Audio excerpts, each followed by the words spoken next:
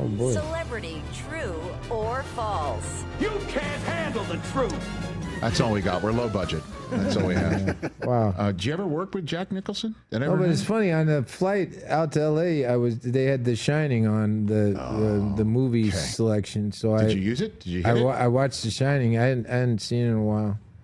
God, he's amazing in that movie. You know what all work and no play makes. So Jack, that's the scene that really sticks out to me, is when she's reading that and he comes in.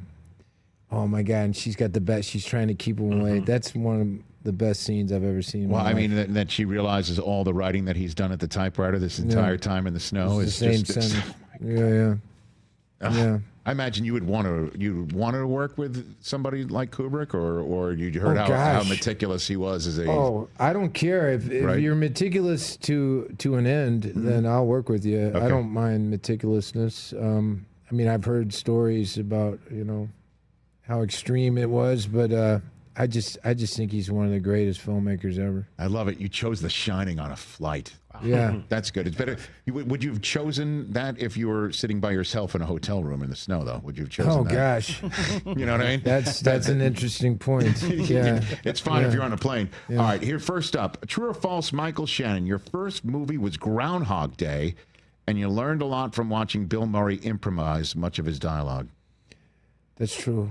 That was your first movie. I mean, it's true to the extent it was the first movie that I was in, which was made by like a studio. Okay. I might have screwed around with it because I was in Chicago at the time, like doing non-union theater and making no money. I think I might have made a film with a buddy, like just screwing around. But that was the first like professional film. You were in the diner scene, right, with him, and then and then at the end in the dance. Yeah. What'd you pick up from Bill Murray? Oh gosh, I mean, because he's improvising, it's not like you can say, oh, I'll use that because that's the whole point of improvisation. Right. It comes and it goes. But I just love improvisation. I came up doing theater in Chicago, and there's a big improv tradition there. And do you remember any line that he improv'd in the scene that you're like, that was fantastic? No? I'm testing you're your hurting memory. my brain, Rich. Is it true you were 18 in that movie? Yeah, I was pretty young. You were 18 19. old. Yeah, I'm 51 now, so it was a minute So ago. that's why I'm testing your memory right now. Yeah. By recalling it. I should have written it down. That's all right. Yeah. All right, but that is true. Next up, true or false, you beat out Gary Sinise for the role of Greg in 8 Mile. Is that true?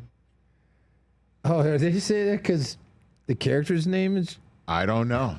That's Gary and Greg. Gary What am I thinking Sinise. Yeah, no. No, I don't know the answer to that question. Okay. All I know is that I played Greg Buell in 8 Mile. I don't know if I was their first choice or their second choice. I think I've gotten the benefit of a lot of other people perhaps passing on things throughout my career. When you get that last minute call and they're like, yeah, you want to do this like next week? And you're like, whoa, okay. I guess somebody changed their mind. Is that how you got 8 Mile?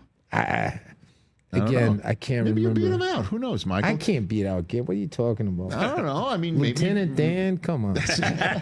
He's got magic legs. You're right. Yeah. Well, do you remember like what? I mean, Gary Sinise is also a bit older than I am. Okay. And I think the whole point of it was that Eminem's mom was going out with like a younger dude. A kid from his high school, which is just weird. Can confirm that is weird. Yeah. Do you have any recollection of Eminem on the set? Sweetheart, total gentleman. Sweetheart. Oh my God, love it. I just one of the sweetest people, and so respectful and like kind. All the, and because he could have easily been like, yeah, this is my town, my story, my set. Threw his weight around. Didn't remember any of that. Okay. Next up, true or false, Michael Shannon. You almost missed your chance to be on Boardwalk Empire because Manhattan traffic made you late for a meeting with Martin Scorsese and the writer Terrence Winter. Wow. Is that true? That's some research. Yeah, I was making some really bizarre movie, and we were shooting just north of New York City. What's that town? It's some little town just up the Hudson a little bit. And, yeah, they kept me later than they said they would. And then I got in the car and it was just bumper-to-bumper traffic. And I knew Martin Scorsese and Terrence Winter were sitting in a hotel room waiting for me to show up. They'd seen everybody else. They were ready to leave. The thing was over, and they just sat there waiting. And they waited like a really long time because it was just a parking lot. I couldn't get it. It was one of the most stressful car rides of my life. I imagine it would be. I'm sorry to bring it up, but I'm just wondering if it was true or not. So is it true that lengthy car ride kind of got you, for the lack of a better phrase, flustered enough that you thought your character was a good guy, not the guy that you eventually played? Oh, no, I had my wits about me when I walked in there. I mean, what I thought was based on how Terrence described the character to me. He's like, he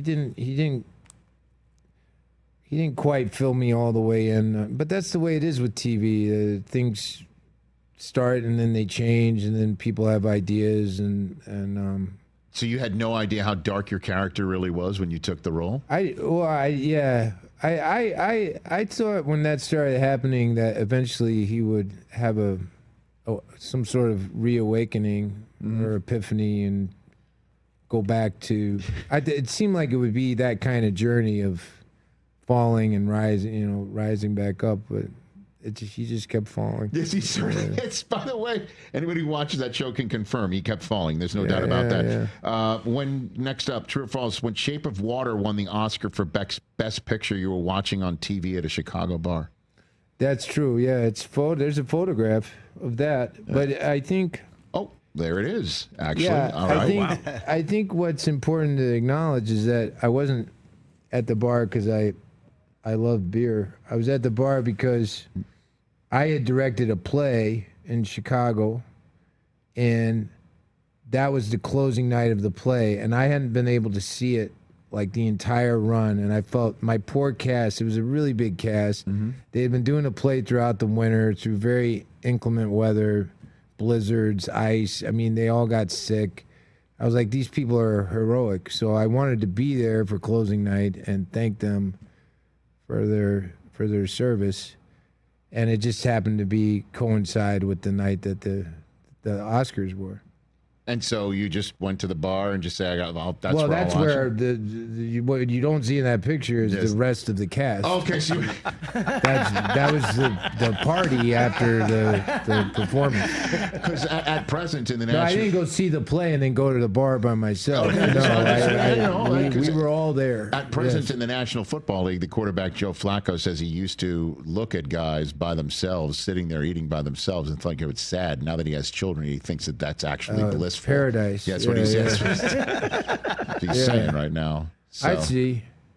But that's not what that is. No, it was just, and frankly, one of the proprietors of the bar was like, it was his idea to take the picture. He thought it would be cool. He thought it would be funny.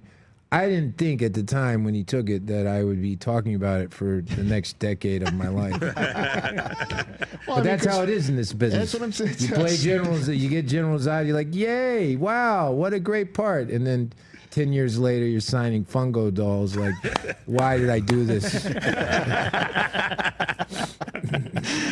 All right, finishing up with Celebrity True or False with Michael Shannon. True or false, the cast of Knives Out all had individual trailers but never used them and instead hung out together in the basement in the house between scenes. Is that true? Yeah, that's true. I mean, except for, Christopher Plummer, who was significantly older than the rest of us and needed his rest. But, yeah, everybody got along. Oh, my God, we had so much fun. What are you doing in the basement? Just talking. They put director chairs around. We all just sit around there. I mean, because if you go back to the trailer, you're just sitting there by yourself waiting. But if you sit in the circle with everybody else, people telling stories. I mean, Frank Oz showed up for a couple of days. I was like sitting there with Frank Oz and shooting the bull. What do you ask him about? Being Fozzie Bear or being in being in the Blues Brothers, or what do you ask him about, Frank Oz? Wait a minute, he didn't direct. He didn't direct Groundhog Day. That was Harold Ramis. No, that was right? Harold Ramis. Sure, right. Yeah, I never met Frank Oz before All right. he showed up on that set.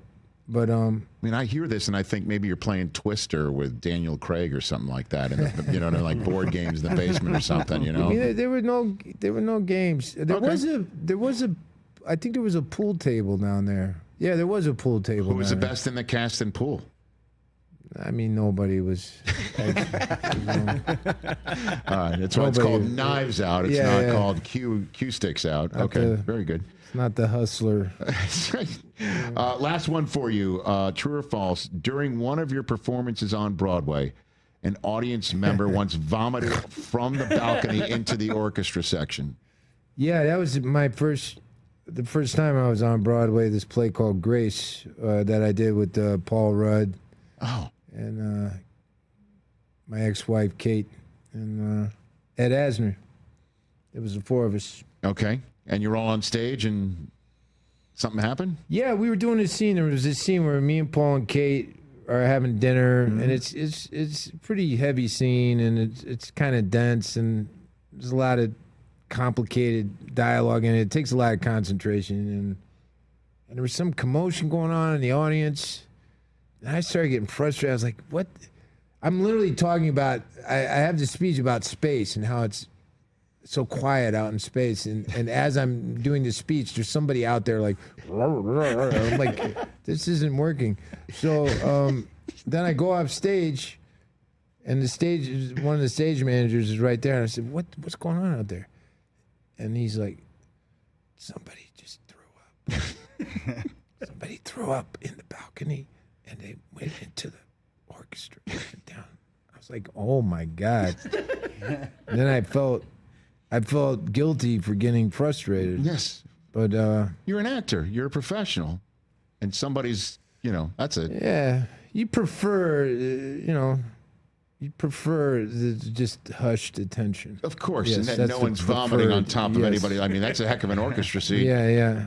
But that's a story that we'll all have forever. That is true. It will stand the test of time. Hey, you made it all the way to the end. Thanks for that. Check us out every single day streaming live on Disney Plus and the ESPN app 12 to 3 Eastern.